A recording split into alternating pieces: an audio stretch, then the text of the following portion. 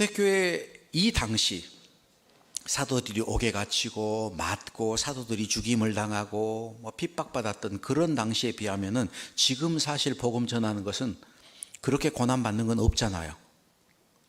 복음을 전하는데 그렇게 대적하는 입장은 아니잖아요.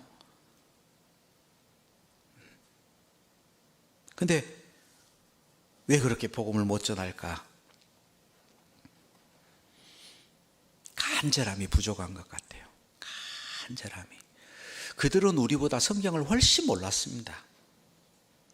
성경을 많이 알아서 전도 잘하는 건 아니에요.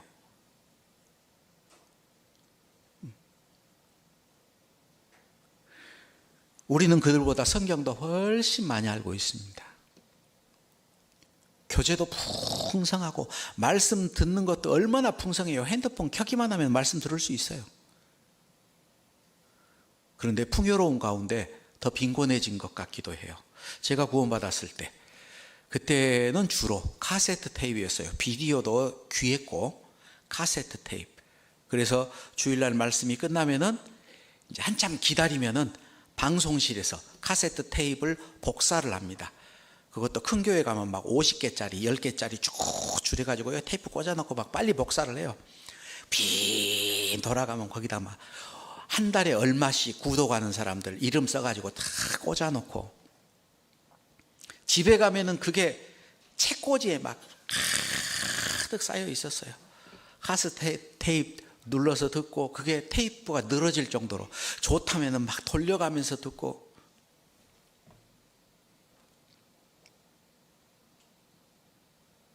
근데 요새는 안 그래. 한 번 듣고 끝. 너무 많으니까 두 번도 안 들어요. 그때는 정말 힘있게 복음이 전해졌습니다. 1년이면 교회가 수십 개씩 생겼어요. 지금은 왜 그렇게 수십 개가 안 생기죠? 그만큼 말씀을 게을리 들어요. 말씀에 푹 젖어서 살아야 되는데, 여러분, 말씀을 붙잡으려고 살아야 될까요? 말씀에 붙잡혀서 살아야 될까요? 응? 여보세요? 네? 말씀을 붙잡으려고 살아야 될까요? 말씀에 붙잡혀서 살아야 될까요? 말씀에 붙잡혀서 살아야 돼요. 말씀을 붙잡으려고 사면 그 사람은 능력 없습니다. 겨우 자기 신앙 유지할 거예요. 말씀에 붙잡혀서 사는 사람은 사람이 나를 때려도 아프지 않다. 마치 술 취한 사람처럼 성령이 충만해져서 성령의 능력이 그 사람을 통해서 나타날 거예요. 어떻게 하면 말씀에 붙잡혀서 살죠? 말씀이 충만해 있어야 돼요. 가득 차 있어야 됩니다. 이제는 내가 산 것이 아니요 내 안에 그리스도가 사신 것이다. 사도 바울뿐만 아니고 구원받은 그리스도인도 이제는 내가 산 것이 아니요 내 안에 그리스도가 사신 것이다. 내가 생각하는 게 그리스도처럼, 내가 말하는 것이 그리스도처럼, 내가 행동하는 것이 그리스도처럼 되려면 그리스도의 말씀이 가득 차 있지 않으면 안 되잖아요. 어떤 그리스도인들을 보면은요, 이렇게 툭툭 쳐보면은 먼지가 펄펄 날려. 성령이 채워져서 촉촉하게 땅이 하늘에서 내리는 비를 흡수해서 하나님 앞에 합당한 열매를 맺는 그러한 충만한 상태가 아니고 바싹 말라 있어요. 늘 세상 얘기, 세상 염려, 세상의 재미, 그리고 안 죽고 살 만큼 말씀을 들어. 그런데 무슨 열매가 나겠어요? 열매를 맺으려면은 잎사귀가 나고 성장하고 남는 것들이 열매가 됩니다. 근데 나 성장하기도 힘든데 열매는 무슨 열매를 맺겠어요?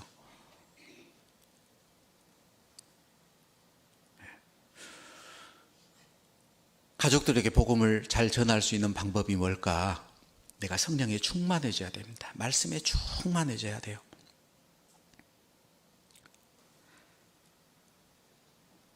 마태복음 10장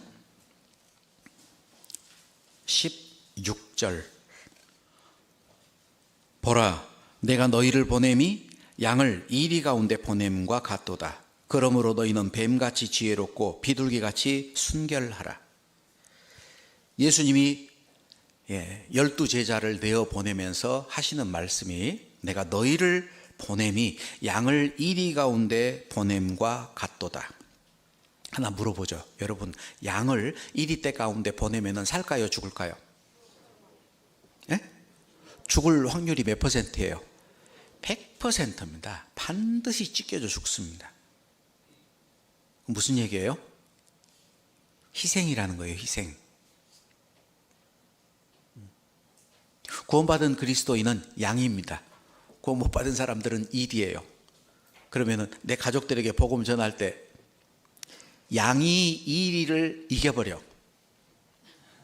예? 양이 이리를 잡아먹어버려요. 그건 양이 아닐 거예요. 호랑이지. 그죠? 구원받은 사람은 당연히 희생당할 것을 각오해야 돼요. 여러분, 내가 희생당해서 내 가족들이 구원받는다면 괜히 구원받았습니까?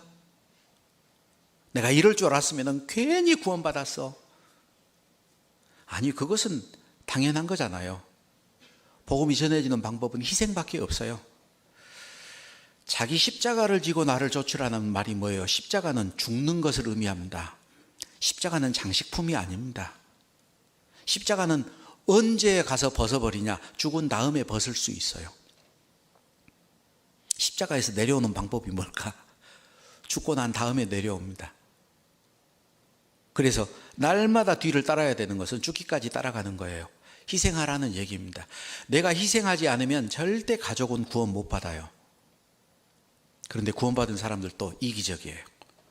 그래서 희생하는 것을 억울해하고 희생하는 것에 분해하고 희생을 안 하려고 몸부림을 쳐요. 복음이 절대 안 전해집니다.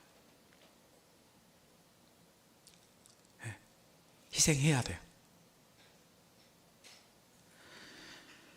가족 전도를 위해서 우리가 올바르게 가져야 될 모습, 첫 번째 소명의식을 가져야 됩니다. 첫 번째 소명.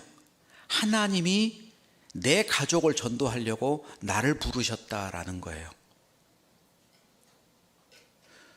여러분들이 전도인이 되고 전도사가 되고 선교사가 돼서 해외 멀리 안 다녀도 됩니다. 여러분들이 각오하기를 나는 우리 집의 선교사다라고 생각을 하세요. 해외에 복음 전하러 가는 선교사들 어떤 각오로 갈까요? 정말 죽을 각오를 하고 갑니다. 여기에 뼈를 묻겠다. 희생할 각오를 가지고 가요. 여러분들은 말이 안 통하는 것도 아니고, 그죠? 외국어 사용하는 것도 아니잖아요. 자기 집에서 내가 우리 집의 선교사다. 내가 복음을 전하러 왔다. 그럼 어떡할까요? 잘해주겠죠. 해외 선교사 가면은 별거 다 해요. 이것 하나부터 10까지 다 맞춰줘야 돼. 다.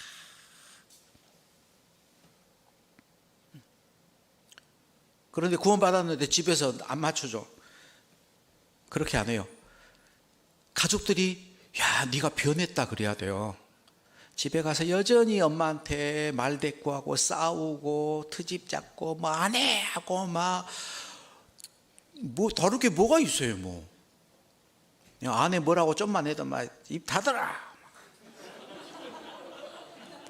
달라진 게 하나도 없어. 왜 그래요? 내가 집에 선교사라는 소명의식이 없어서 그래요. 나는 전에는 내 가족이었지만 이제는 내가 복음을 전해야 되는 사람이에요. 내 가족에게 복음을 전해야 되는 선교사다라고 생각을 하시고 어떻게든지 그들이 구원받기 위해서 내가 기도하면서 그 사람들에게 희생해야 된다라고 생각을 하세요. 양을 이리떼 가운데 보냈다. 잡아먹히기 위해서 간 겁니다. 여러분, 사람들 지옥 보내는 거 간단하죠? 지옥 보내는 거 간단해요. 우리가 아무것도 안 하면 됩니다.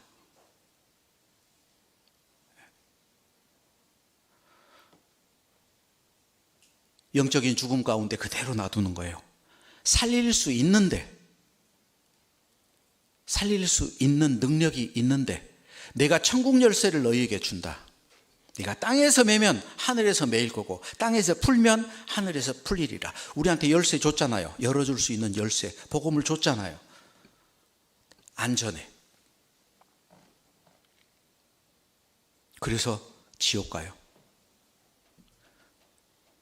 네 남편, 네 아내, 네 부모, 네 자식 왜 지옥 갔느냐? 나 몰랐어요. 내가 내 아우를 지키는 자니까? 하나님 말씀하시죠. 네가 무엇을 하였느냐? 여러분은 지금 뭐 하고 있습니까? 주님 앞에 갔을 때 주님이 물어볼 거예요. 네가 무엇을 하였느냐? 네 가족들을 전도하기 위해서 네가 뭘 했냐?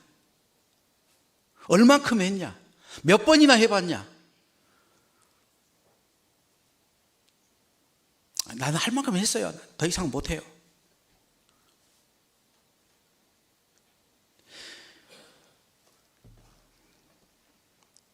복음을 전하지 않는 것은 영적인 살인입니다.